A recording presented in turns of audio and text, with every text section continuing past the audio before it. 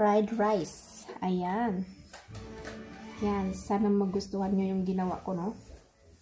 Yan. Tayo ng blue rice, no? So, kailangan natin ng 3 nito. 3 yung lulutuin ko, no? 3 ganito. Ayan. Katapos, syempre, hugasan muna natin.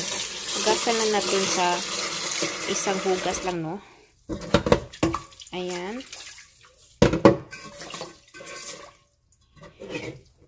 Tanggalin muna natin ng tubig.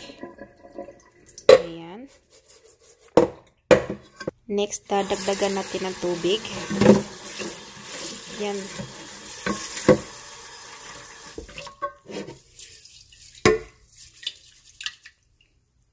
Ayan, no? Ganito yung style ko, guys. Yan, ganito yung ginagawa ko, no? Ayan. Style ko, no? Ganyan. Tapos, maglagay tayo ng, ito yung bulaklak. Yung turmeric flower. Ayan. 5 yung gagamitin ko, no? Pwede kayong gumamit ng mga 6. Ayan. Depende kung gaano karami yung rice na lulutuin mo, no? Kung 1/2 na rice or 1 kilo. So, depende sa ano ganito, no? Kasi 3 ano lang to. 3 cups na yung maliit. Ayan. Hintayin natin yan hanggang mga, ganyan, mga 1 hour or 2 hours. Depende kung gaano na siya ka-blow, no? Ayan, wait po tayo na mag-blow muna siya. Turmeric natin, no? Na rice. Ayan, nag-blow na siya. So, lutuin na natin to. Yung bulaklak. Tayo ng ulam ngayon, no? Ito, ground chicken. Meron tayong garlic. Meron tayong onion. Meron tayong sili na ganito. Ayan, mapaanghang. Ayan, meron tayong whole green beans. At saka meron tayong carrots. Na-slice ko na, no?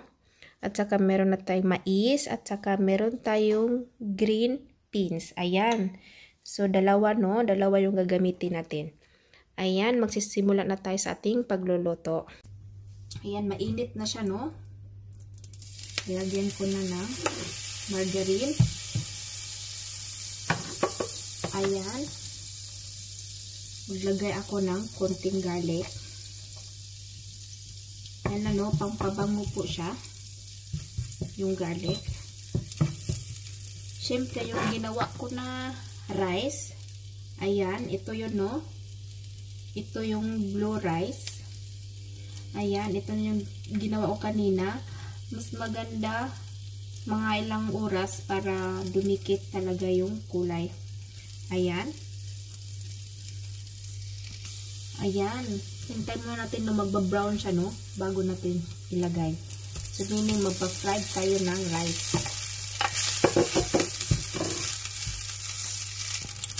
Ayan, no? Na-ano na natin, na-mix na natin lahat. Ayan. Siyempre, magdagdag tayo ng flavor. Yung ganito, yung magic or ginisa. Ginisa yung gagamitin ko, no? Ayan. Luto na siya, no? So, itabi muna natin. Ilagay muna natin sa ganito. Ayan. Tabi muna natin. Maglagay tayo ng margarine. Ayan. Next, na gawin yung ito. Yung garlic. Lagyan natin yung garlic. Siyempre, isama na natin yung onion. Ayan. Hintayin natin mag-brown, no? Ayan. Pag nagba-brown na po siya, pwede na natin ilagay yung chicken. Ayan. Para magkahiwalay, syempre. Ayan. Ganyan natin, no? Ayan. Ground beef yung, ground chicken yung ginamit ko, no? Pwede naman yung nahiwa-hiwa din, yung maliliit. Yung mga nakaslice na. Pwede din yun.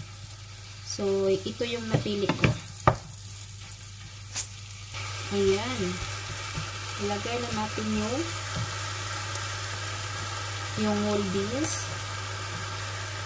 Ayan, o. Dito natin. Isama na natin yung carrots. Yan o, ang dami. At pati yung ano natin, beans. Ayan. At saka yung mais. Ayan. Ayan, haluin natin. Haluin ng maigi, no? Hanggang ma-mix lahat. Ayan.